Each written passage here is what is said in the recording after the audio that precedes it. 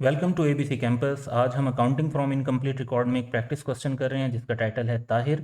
तो क्वेश्चन का डाटा पहले अंडरस्टैंड करते हैं। Tahir retired from his employment abroad and return to his country where he purchased a small kiosk.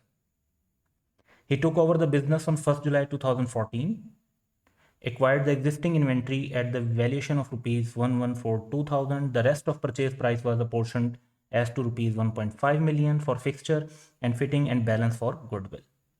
The following day, he acquired a second-hand computer and accounts package at a price of rupees 80,000.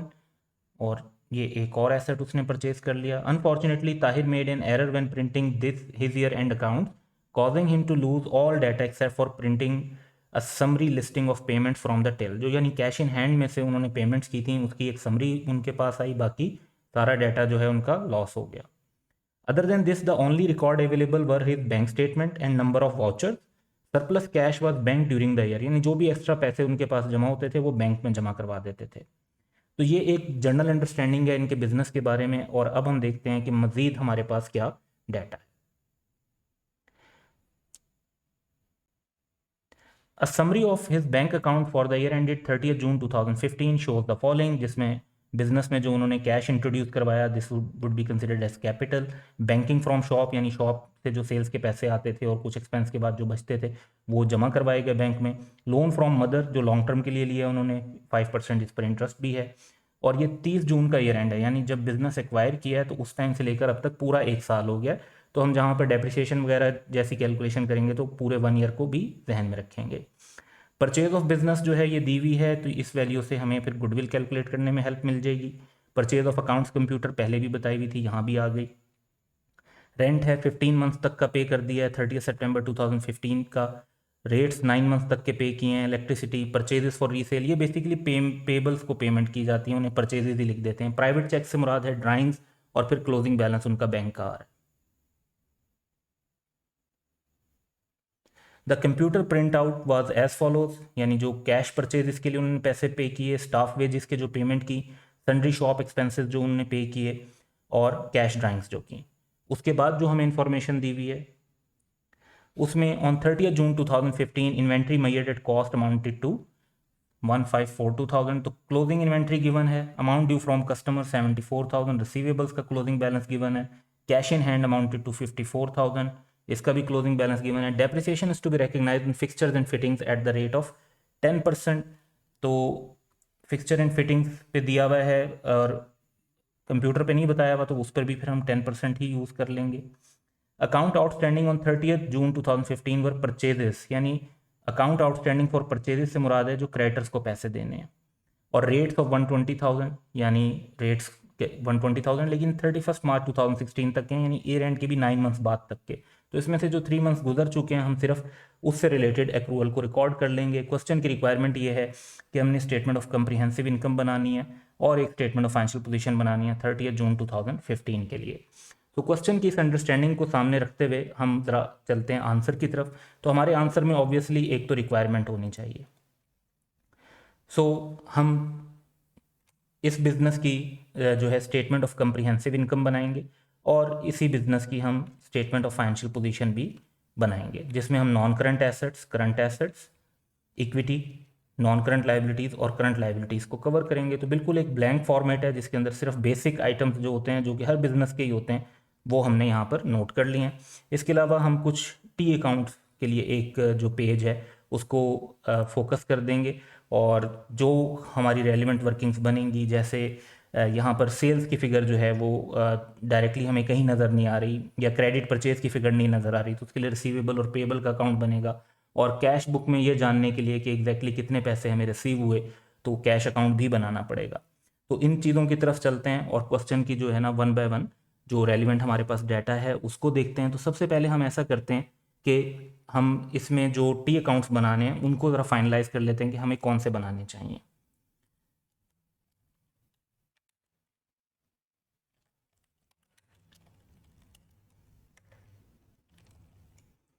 तो trade receivable का हम account बनाएंगे ताकि हम sales find out कर सकें।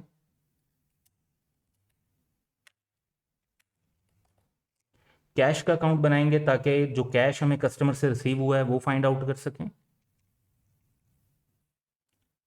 और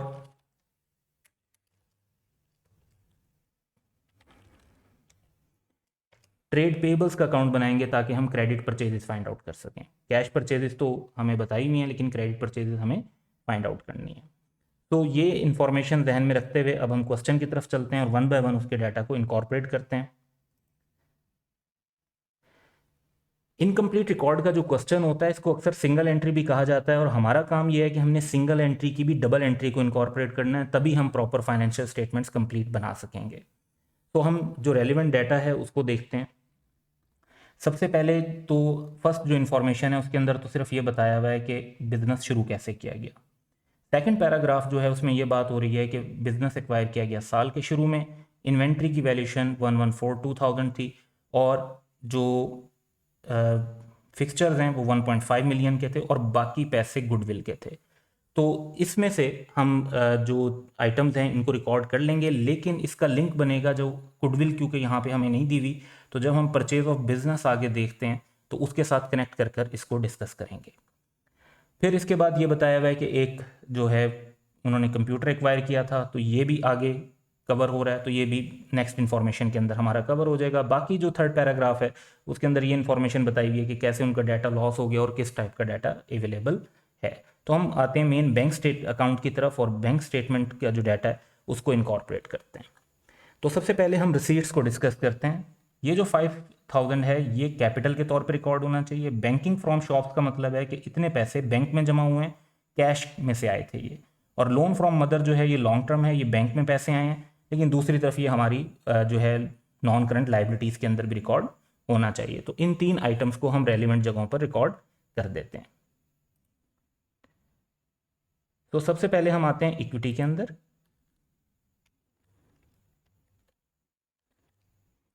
और कैपिटल हमें बताया हुआ है 5,000 का, ये हम रिकॉर्ड कर लेंगे। दूसरी चीज़ जो है वो लॉन्ग टर्म लोन है,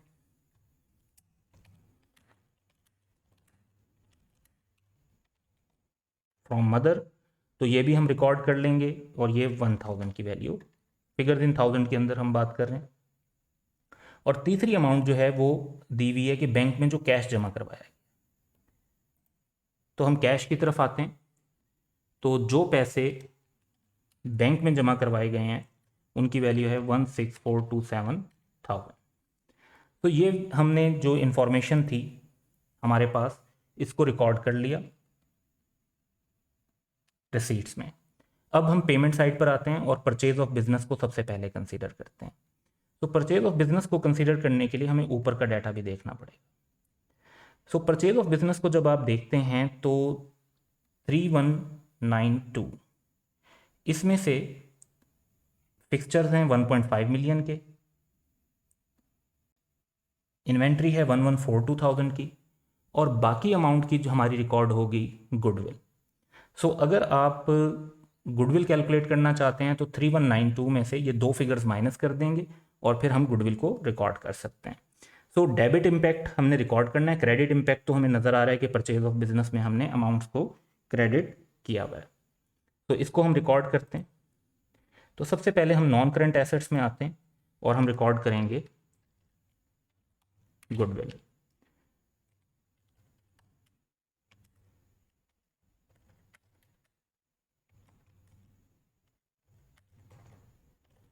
तो गुडविल हमारी होगी जो हमने अमाउंट इन्वेस्टमेंट की है 3192 की, उसमें से हम माइनस कर देंगे अपनी अमाउंट जो हमने इन्वेंट्री एक्वायर की थी, और उसके अलावा हम माइनस कर देंगे जो हमने furniture fixture and fitting acquire किया था। तो हमारे पास जो इसमें से माइनस करके जो रिमेनिंग फिगर है, जो बैलेंसिंग फिगर है, वो गुडविल की फिगर है, वो हमारी कैलकुलेट हो जाती है 550।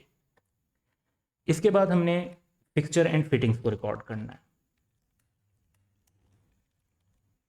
जो कि हमारे पास 1500 की हैं, जो इसी परचेज के अंदर शामिल हैं। इसको हम फाइनल अभी इसलिए नहीं लिख रहे क्योंकि इसमें से डेप्रिसिएशन भी लेस होनी होगी। इसके बाद बात आ जाती है स्टॉक की। तो जो स्टॉक हमें उस टाइम पर मिला वो हमारे लिए ओपनिंग स्टॉक है, वो हम कॉस्ट ऑफ सेल्स में रिकॉर्ड करेंगे। सो हम जब स्टेटमेंट ऑफ प्रॉफिट और लॉस बनाते हैं तो हमारे पास पहली चीज़ आती है सेल्स। सेल्स के बाद उसमें से हमने लेस करना होता है कॉस्ट ऑफ गुड सोल्ड को, और उसमें पहला आइटम जो हमारे पास होता है दैट इज ओपनिंग इन्वेंट्री। तो ओपनिंग इन्वेंट्री हमें गिवन है 1142 की। तो ये जो इन्फॉर्मेशन थी इसको भी हमने रेलिवेंट इन्फॉर्मेशन को रिकॉर्ड कर लिया। इसके बाद हम जो है परचेज ऑफ अकाउंट्स कंप्यूटर को रिकॉर्ड कर लेते हैं। रेंट 500 का है, ये भी रिकॉर्ड कर लेंगे। रेट्स 84 के, इलेक्ट्रिसिटी 92 की।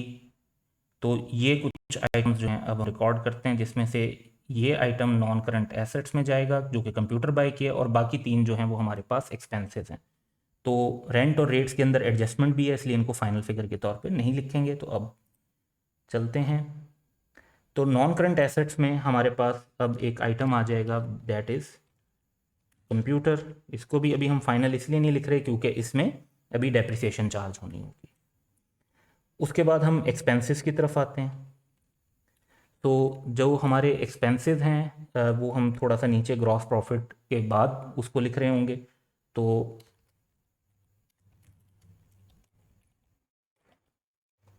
एक्सपेंसेस में हमारे पास जो इंफॉर्मेशन गिवन है उसमें रेंट है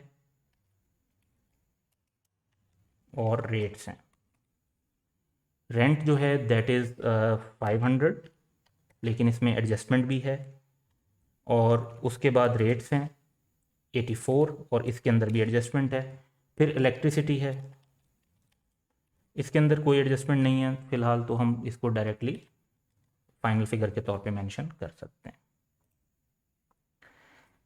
फिर हम आते हैं, तो हमारे पास इंफॉर्मेशन है परचेजेस फॉर रीसेल। ये बेसिकली परचेजेस फॉर रीसेल से यहाँ पे मुराद ये है कि जो अमाउंट पेबल्स को पे की गई है जिनसे हम परचेजेस करते हैं, तो ये फिगर रिकॉर्ड करेंगे। प्राइवेट चेक्स का मतलब है ड्राइंग्स, इनको रिकॉर्ड करेंगे।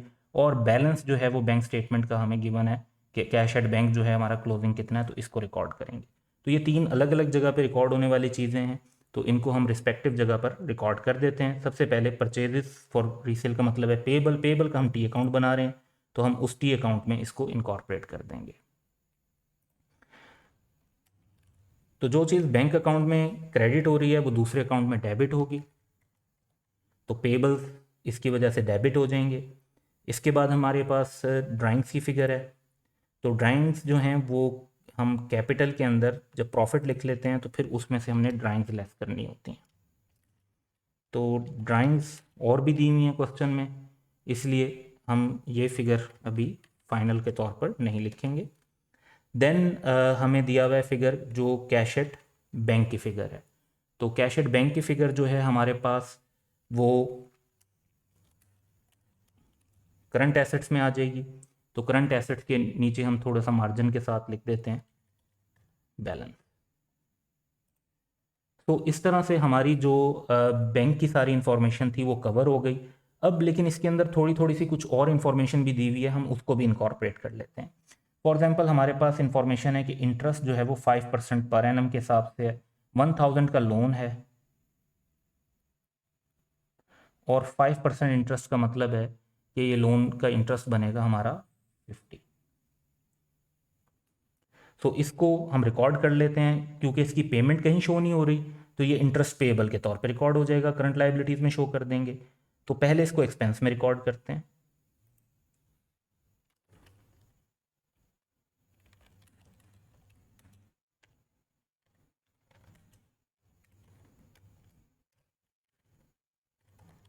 और क्योंकि इसकी पेमेंट नहीं हुई तो ये हमारी करंट लायबिलिटीज़ में इंटरेस्ट पेएबल के तौर पर आ जाए।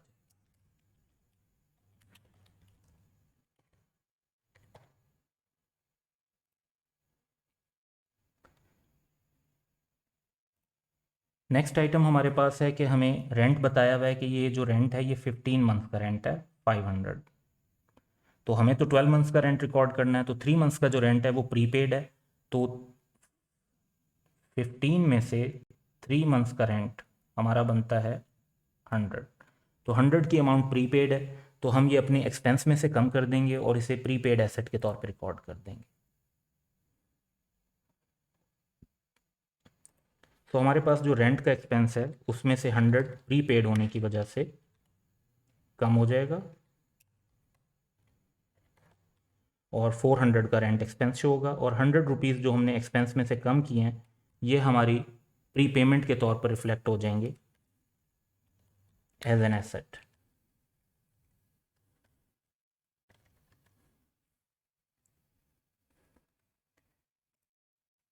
इसके बाद रेट्स के बारे में बताया हुआ है कि जो रेट्स हैं वो 31 मार्च तक के हैं। हम हालांकि जो हमारा ईयर एंड है वो 30 जून तक का है। तो रेट्स के बारे में आगे जाकर इन्फॉर्मेशन है जिसमें ये बताया हुआ है कि 120,000 के जो रेट्स हैं वो अगले एक साल के हैं 31 मार्च तक के। तो हमें तो जून तक के लेने हैं, तो हम इसमें से सिर्फ 3 मंथ्स के रेट्स लेंगे, तो वो बनते हैं 30,000। तो 30,000 हमने रिकॉर्ड कर लेना है रेट्स में, क्योंकि हमने मार्च तक का एक्सपेंस रिकॉर्ड किया हुआ है जो पेमेंट की हुई है। उससे आगे की हमने पेमेंट नहीं की, लेकिन वो एक्रू तो हो गया है, तो हम एक्सपेंस भी रिकॉर्ड कर लेंगे इस 30 का, और इसकी लाइबिलिटी भी रिकॉर्ड कर लेंगे। तो रेट्स के अंदर 30 जो हैं हमारे एक्रूड हैं। ये टोटल हमारे पास बन जाएगा 114। और इसके बाद क्योंकि ये अभी पेमेंट नहीं हुई, तो इसे एक्रूड एक्सपेंस के तौर पे हमें अपनी करंट लाइबिलिटीज़ में भी शो करना चाहिए, या आप इसे रेट्स पेबल भी कह सकते हैं।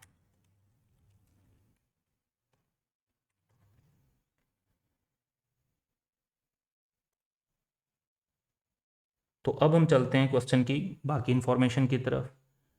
अब हमें कैश परचेजेस दी हुई हैं जो कि कॉस्ट ऑफ सेल्स के अंदर हम रिकॉर्ड कर लेंगे। स्टाफ वेजेस दी हुई हैं जो एक्सपेंसेस में रिकॉर्ड हो जाएंगे। सन्ड्री शॉप एक्सपेंस दिए हुए हैं, ये भी हमारे जो है एक्सपेंसेस में भी रिकॉर्ड हो जाएंगे। और कैश ड्राइंग्स दी हुई हैं। लेकिन ये इन सब का एक इफ़ेक्ट है। जब हम बैंक स्टेटमेंट ले रहे थे तो उन सब का एक इफ़ेक्ट बैंक बैलेंस के अंदर आ रहा था, लेकिन कैश का अकाउंट भी हमने बनाना है, तो हम इनके इम्पैक्ट्स को कैश के अंदर भी लेंगे। ये चारों चीज़ें पेमेंट के तौर पे कैश के टी अकाउंट में रिकॉर्ड करेंगे पहले, और फिर इन चीज़ों को इनकी रिस्पेक्टिव जगह पर भी रिकॉर्ड करेंगे ताकि इनकी डबल एंट्री कंप्लीट हो जाए। तो पहले टी अकाउंट की तरफ चलते हैं। तो कैश के टी अकाउंट में हमारे पास है कि जी हमने परचेजेस के लिए जो पेमेंट की, then we have staff wages, that is 742,000. Then we have drawings, sundry expenses basically,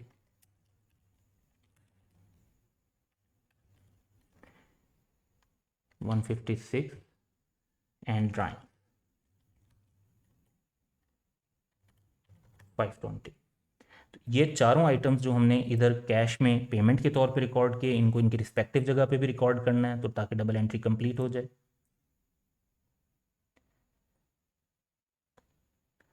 तो सबसे पहले हम चलते हैं परचेजेस की तरफ, और अभी हमें सिर्फ कैश परचेजेस पता है,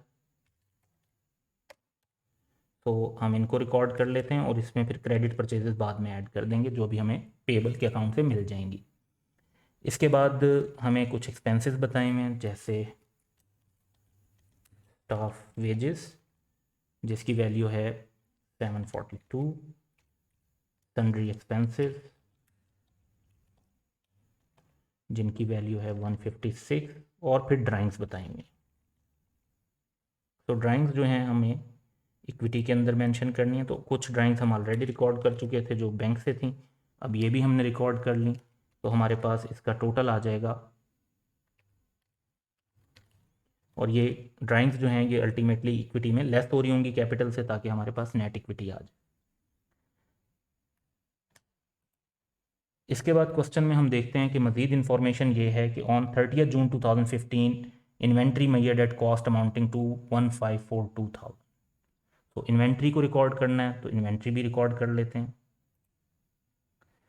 तो इन्वेंट्री दो जगह रिकॉर्ड होगी, एक तो आप कॉस्ट ऑफ सेल्स में क्लोजिंग इन्वेंट्री को रिकॉर्ड करते हैं, तो ये यहाँ कॉस्ट ऑफ सेल्स में जो है उसको रिड्यूस करती है। दूसरा इफेक्ट जो होगा, क्लोजिंग इन्वेंट्री हमारी करंट एसेट्स में शो होगी।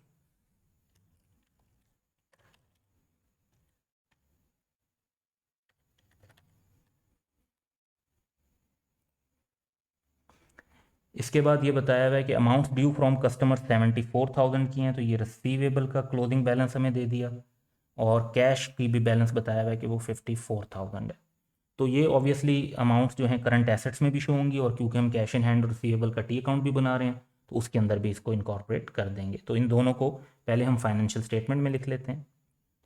तो पहला आइटम हमारे पास जो ट्रेड रिसीवेबल्स का बैलेंस है,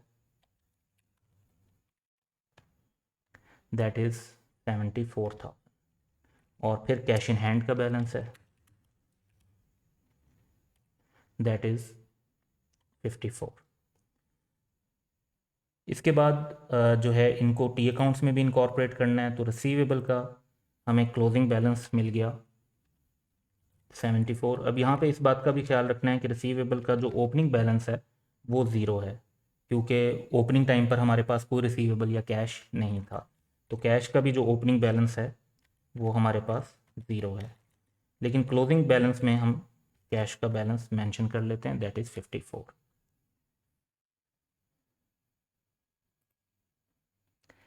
इसके बाद डेप्रिसिएशन का बताया हुआ है कि डेप्रिसिएशन आपने चार्ज करनी है 10% के रेट पे। तो डेप्रिसिएशन को चार्ज करने के लिए हम एक्सपेंसेस की तरफ चलते हैं, और डेप्रिसिएशन एक्सपेंसेस में भी रिकॉर्ड होगी, और उसके बाद रेलिवेंट हमें जो एसेट्स हैं उनके अंदर भी उसको इनकॉर्पोरेट करना होगा। तो हमारे पास जो एसेट्स हैं उसमें फिक्चर एंड फिटिंग है और कंप्यूटर हैं 1500 और 80 के रिस्पेक्टिवली। इन पे 10% डेप्रिसिएशन हम रिकॉर्ड कर देते हैं।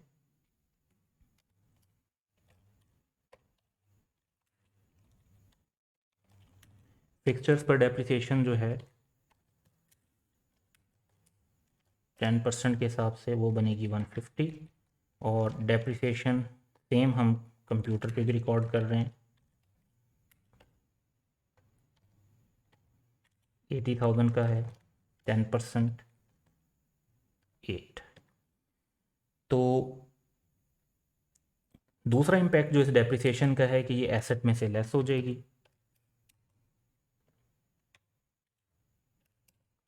और इस तरह हमारे पास नॉन करंट एसेट्स की वैल्यू आ जाएगी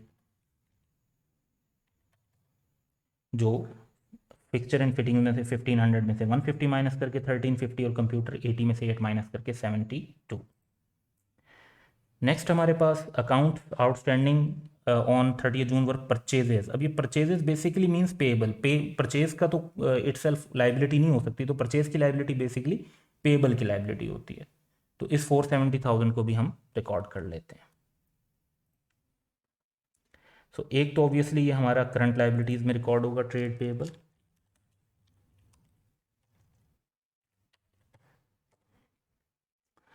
और दूसरा हम इसको पेएबल के टी अकाउंट के अंदर भी रिकॉर्ड कर लेंगे।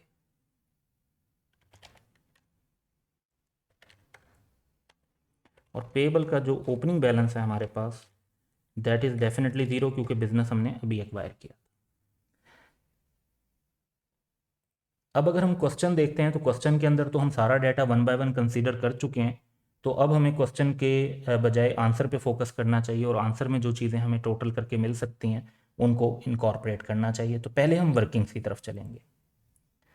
तो सबसे पहले हम पेबल्स को देख लेते हैं। तो पेबल्स के अंदर अगर हम टोटल करते हैं तो हमारे पास टोटल आ रहा है 15,170 जो हायर साइड थी, और ये डिफरेंस अब रिफ्लेक्ट कर रहा है कि ये डिफरेंस क्रेडिट परचेजेज होंगे।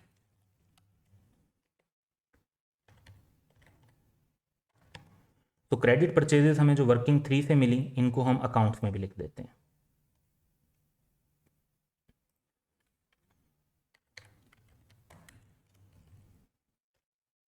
और इस तरह हमारे पास टोटल परचेजेज आ जाएंगी 16,776।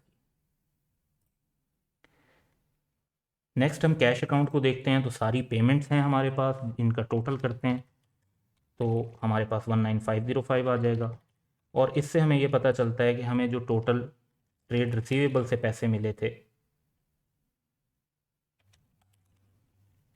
वो कितने मिले थे, वो इतने ही मिले थे 19,505। और ये फिगर हमारी अब रेलिवेंट हो जाती है रिसीवेबल के टी अकाउंट से।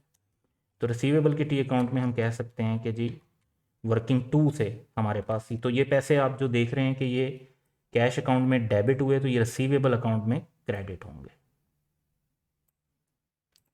कितनी अमाउंट से होंगे, same 19,505।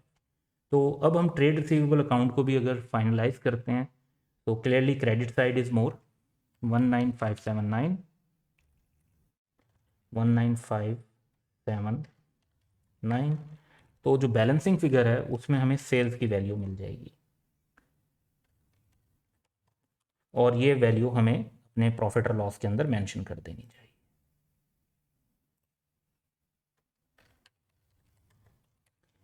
Calculated from working one. So अब हमारी जो वर्किंग्स थी उनको भी हमने कंप्लीट कर लिया और उनकी फिगर्स को फाइनेंशियल स्टेटमेंट्स में भी डाल लिया। तो अब हमारा टोटल्स का प्रोसेस होगा, तो टोटल्स के प्रोसेस को कंप्लीट करते हैं।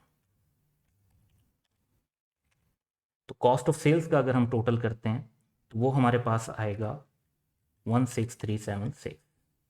इससे हमारे पास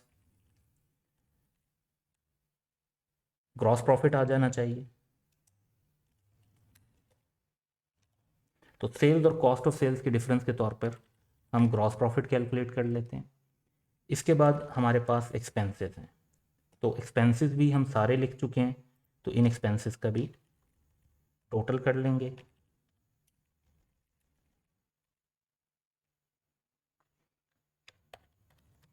तो इनका टोटल बनता है 1712। तो हमारे पास अब नेट प्रॉफिट आ जाएगा जो कि ग्रॉस प्रॉफिट माइनस एक्सपेंसेस की वैल्यू है 1491। ये नेट प्रॉफिट हम कैपिटल के अंदर भी मेंशन कर देंगे।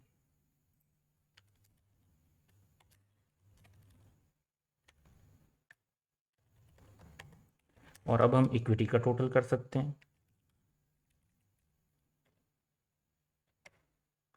That is 4849।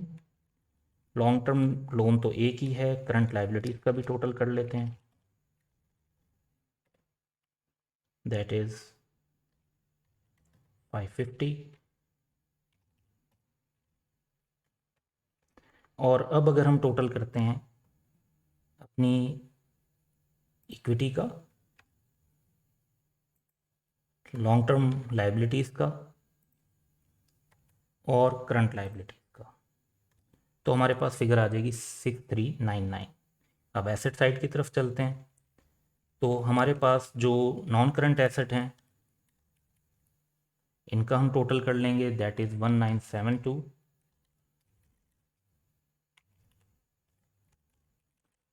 और करंट एसेट्स का टोटल आ जाएगा हमारे पास 4427। और इन दोनों को टोटल करते हैं, नॉन करंट एसेट और करंट एसेट को, तो ये भी 6399। तो इस तरह से हमारा क्वेश्चन जो है वो कंप्लीट हो जाता है। एक नज़र अब पूरे सोल्यूशन की तरफ डाल लेते हैं। सो ये हमारे पास स्टेटमेंट ऑफ कंप्रिहेंसिव इनकम बनेगी जिसमें sales, cost of sales, gross profit, expenses से हमारे पास नेट प्रॉफिट आ गया। इसके बाद हमारे पास स्टेटमेंट ऑफ फाइनेंशियल पोजीशन है जिसमें non current assets, current assets, फिर इक्विटी, नॉन करंट लाइबिलिटीज़ और करंट लाइबिलिटीज़ की वैल्यू। और हमारी जो वर्किंग्स हैं उसमें रिसीवेबल का अकाउंट, फिर कैश का अकाउंट और फिर पेबल का अकाउंट है। So that's all for today. Have a good day.